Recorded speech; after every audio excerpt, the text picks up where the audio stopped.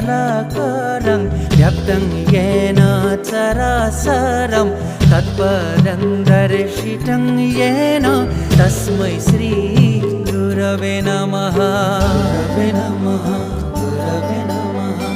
अखण्डमण्डलाकारं व्याप्तं येन चराचरं तत्पदं दर्शितं येन तस्मै श्री गुरवे नमः।